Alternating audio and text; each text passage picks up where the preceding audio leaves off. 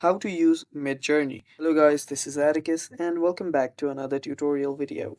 In today's video, I'll teach you guys how you can use Midjourney. So without any further ado, let's dive right into it. So the first step is search for Midjourney in your web browser. Now, if you guys didn't know, Midjourney is also one of the generative AI programs which you can use to create images by simply giving them prompts. So first, head over to Midjourney. You can head over to midjourney.com directly as well. And as you can see, this is the initial interface.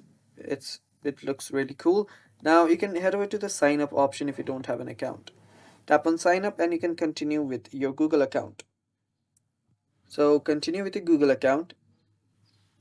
And after you continue with the Google account, choose the account that you want to create the account with and tap on continue. After you tap on continue, it should not take much time, but after a few seconds or minutes, your account will have been created.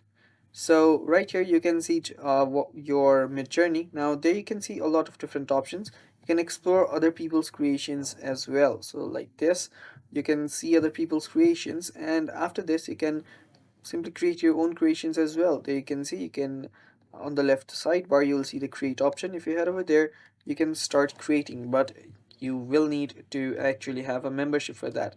And there you can see that the membership does cost you money, and you can look at that later on. First, let's see what other things there are. So yeah, you can actually organize and different stuff, but you actually do need to have your subscription. So tap on the subscribe button to actually see your subscriptions. So there you can see there's a basic plan, standard plan, and the pro plan. There are three different plans for it, and you can choose whichever suits you the best. After you do that, then you can head over to the create section. After you head over to the create section, you can actually create whatever you want. So you can start creating and you can start imagining, and on the top right corner you can actually see different models which you can use. And that's basically how you use Midjourney. And that's all for today's video. Thanks for watching guys. Stay tuned for more, and bye bye.